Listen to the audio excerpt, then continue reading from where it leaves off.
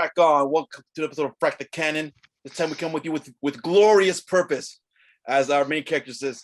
So we're going to talk about Loki, the newest and I guess the last of the bunch of Disney Plus episodes. So we'll start with you, Tyler. What were your thoughts about the new episode of the first episode of Loki? It exceeded my already high expectations. Oh, really? How so? My cousin said the same thing. How so?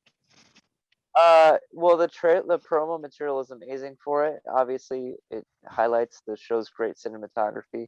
Mm-hmm. But I just wasn't expecting that much tie-in to the other Marvel movies, and so far it's my favorite of the new Marvel shows on Disney Plus. All right. What about you, Kenny? I was saying to my wife that of the 3 Disney shows, this one has the potential to move the universe forward. So WandaVision was very contained to Wanda and Vision and moved Wanda forward. And Falcon Winter Soldier was contained to those 2 characters and it moved them forward. This one is clearly moving the Marvel universe forward with what they did, and I loved it. I like the tie-in with the TVA and the kind of watchers and everything. And the one question I had during the show, they answered it literally seconds later. So first episode's off to a strong start. What was that question? I was saying if this is the one true timeline, then Loki's supposed to do what he's doing, and technically the Avengers are the ones that broke it. And then he's at the council and they're like, no, the Avengers did what they were supposed to do. Guilty of a crime against the sacred timeline. Absolutely not, you have the wrong person. Oh, really? And who should we have? I suspect the Avengers. Oh, believe me, you can smell the cologne of 2 Tony Starks. You speak of time criminals, it's they you should be after. Perhaps you could provide me with a task force and resources, and I could return and eliminate them for you. We're not here to talk about the Avengers. Oh, no? No. What they did was supposed to happen. You're the anomaly. And I was like, oh, okay. So they just answered it right off the gate. Yeah. So thank you for bringing it up, because I was like, the TVA, the Time Variant Authority. Variance. Yeah. Yeah. I'm like, okay, it's kind of cool, but they're like, to me, when I saw that, when they were explaining who they are, when Miss Minutes. Long ago, there was a vast multiversal war. Countless unique timelines battled each other for supremacy, nearly resulting in the total destruction of, well, everything. But then the all-knowing timekeepers emerged, bringing peace by reorganizing the multiverse into a single timeline. Explaining what they do, who they are. I'm like, this is a lot of power. You guys have a lot of power. So I'm like, yeah. In the grand scheme of things, what the Avengers do really doesn't matter, kinda.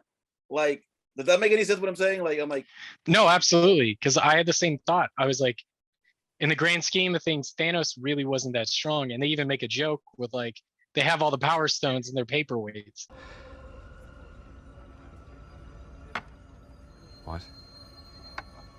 Infinity Stones?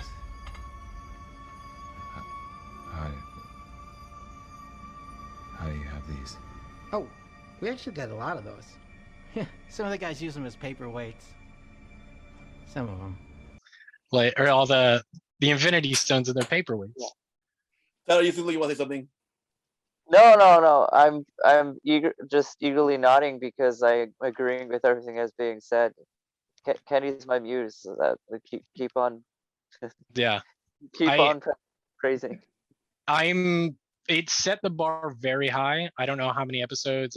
I'm trying not to spoil this one for myself as much as I looked into like the other shows, because I want to be surprised, because Loki has, become that antagonist or the anti-hero that you're rooting for. One of my favorite kind of memes going around right now is they're like 1 month of no Marvel shows. And then it shows Loki coming down from Ragnarok, and he goes, "Behold your savior." Yeah. That's funny. So overall, so so I remember the first episode. So my first impression of the episode wasn't, I'm like, okay, this is kind of cool until the end. For me, I'm like, this is fine. It's kind of cool. It's funny. Loki being Loki.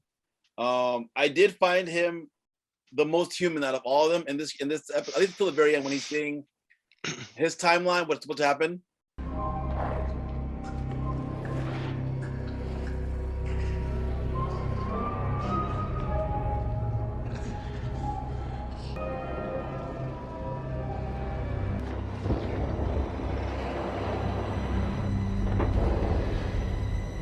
Like when he sees his mom dead, that's where I'm like, all right, he is human. This is the first time I think we've ever seen human.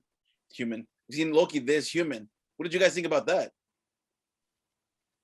Yeah. So what I've been watching a lot of videos on like the Easter egg and like what's this all about videos, and one video, I forget who created it, but highlighted how they kind of carry Loki through like a hero's journey arc in this, and they parallel that with like Tony Stark's breaking of his ego.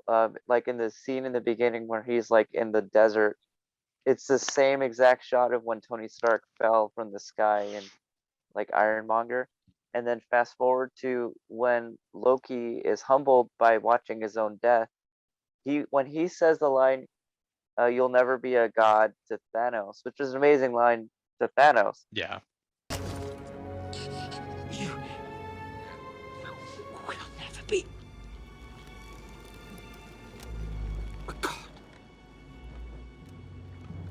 He's like hearing that to himself now, because all of his godly powers are no longer accessible, and he just watched like the Tesseract like do nothing and like see all the Infinity Stones, and he's like, this was the greatest power in the universe, now is nothing. And now he's like, oh man, am I nothing? Yeah. You know, his whole humility.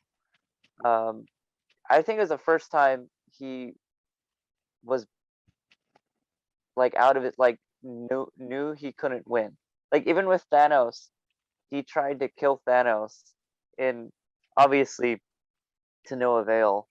But even against Thanos, he thought he could win. And with the TVA, I think for the first time, he knows he can't win. Go ahead, Kenny. That Loki seeing his own death is worth the price of admission alone. Like it was one of the best scenes I think I've ever seen in cinematic, because you can actually see the gears in Loki's head turning as he's watching it happen. And so like as he's seeing the timeline of his life, I kept thinking, I'm like, are they going to show his death? Are they going to show him his death? Then they show it, and he kind of goes, okay. And then he knows that the place where he's at, the TVA, the rules aren't the same. Like Tyler said, that the Tesseract doesn't hold the same power. Loki kind of, you can tell, is picking up on all that, and it seems like he knows he has to move somewhere forward on the chessboard, but it's such a different game than he's used to playing.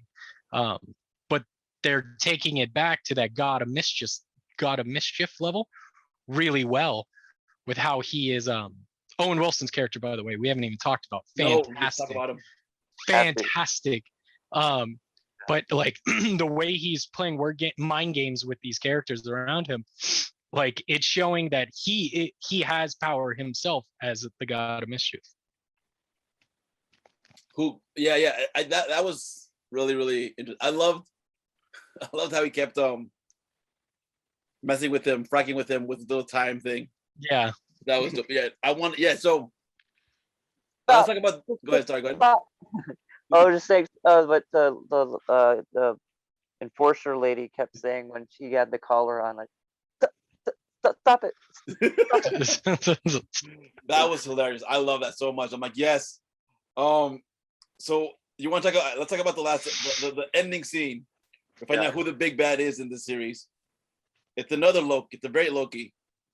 My first thought was like, I first thought about it. I'm like, old man Loki. Kind of what I was thinking.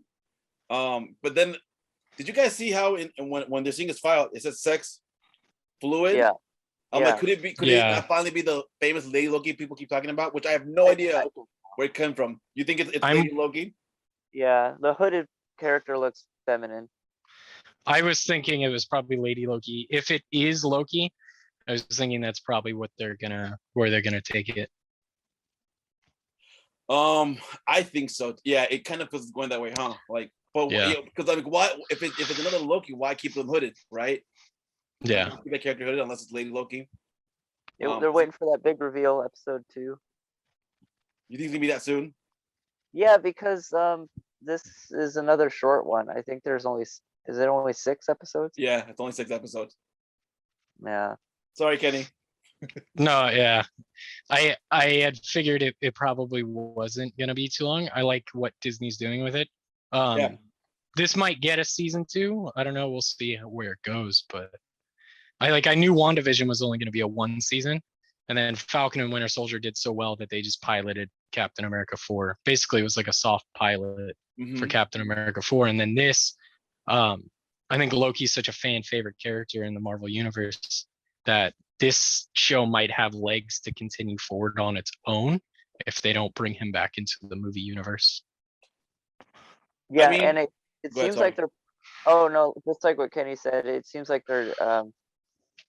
This is like the precursor to the multiverse of madness, and possibly Yeah. Spider-Man. Yeah, I want to see that too because they finally said like what the multiverse is. I'm like, I okay, different dimensions, but they're like, no, it's different timelines. But sometimes people like you veer off the path the timekeepers created. We call those variants. Maybe you started an uprising, or were just late for work. Whatever it was, stepping off your path created a nexus event, which left unchecked could branch off into madness, leading to another multiversal war. But I mean, Yeah. it's still different dimensions. Well, sorry. No, you're good. I nerd out about like the infinite timeline stuff. I love that like philosophy. Like any choice you make, like branches open up. And the way that they do this, the cartoon of like the timeline watchers and everything, like it just sucks you in. And then it makes me ask the one question though, is there infinite universes or infinite timelines? Because like there was a timeline war between like and a struggle for power before. So is it they're maintaining the one timeline for all eternity? It seems like you're right, because that's why they created the authority. Sorry, go ahead. I was to answer that question too. I was gonna say probably. I mean, it seems like they're trying to keep it down. Like they say they call the new nexuses every time they come. Yeah. So potentially, they're trying to prevent infinite universes from happening. And a quick shout out on future villains. The villain in already confirmed to be in the 3rd Ant-Man movie is Kang the Conqueror. Yeah. So there's a huge setup in this too if they want to plant the seed this early. Yeah. That's what I was thinking about that too, because if there is, if has it been confirmed that the 3rd villain is Kang the Conqueror, or is it still kind of just fan rumors? No, it's been confirmed. Yeah, I'm pretty sure it's confirmed. Like it's all but casted. No, it is casted. I think it's a dude from Lovecraft Country. Okay. The main character. Yeah. But if that's the case, then like that's the dude's gimmick is time travel. So I'm assuming, are we gonna see Loki tangling with Kang the Conqueror? Probably not in this, but yeah, like I said, this show out of all the Disney Plus shows so far is moving the universe forward. So I won't be shocked if we do get that like Kang the Conqueror moment, or I don't know of any of the other movies. I know Fantastic Four doesn't really have much right now, but I wouldn't be shocked if we get like a little bit of a nod in some way there. Because Marvel's been trying to do Fantastic Four correct for its entire lifespan. Also, Tyler said something, and I have to make this comment. He was saying like the multiverse stuff, like they're keeping it contained, and I'm like, that's so anti DC. That's why I love Marvel, because Marvel's or DC's like another universe. And here they're just like, nope, there's just one. That is DC's trope. That is DC's trope of ultimate. Yeah, like, Infinite Crisis on Infinite Earths. how many more of these questions do we have, DC? No, I do. I do. But I do. Like, do you guys have any final questions? Any final thoughts? I mean, it is early days yet for Loki, but I am excited. I'm like, it is. That was it. Like the two big takeaways I took. I don't know if you guys agree with this or not. And if you disagree, let me know. Was that the TVA is pretty freaking powerful. Like it kind of makes Thanos look like a little punk, and then the variant Loki. I'm assuming it's gonna be Lady Loki. Yeah. Yeah. Same. Final comment for me, two things. One is I don't exactly trust that the TVA is necessarily benevolent right now. Like it is based on characters in the comics, and in the characters that are based on, there are good like timekeepers and then like bad timekeepers. So I don't know who they're based on. Just to keep it vague to avoid potential spoilers. All right. Well, thank you for joining us. Thank you for watching it. We'll see you same fracking time, same fracking channel. Frack off.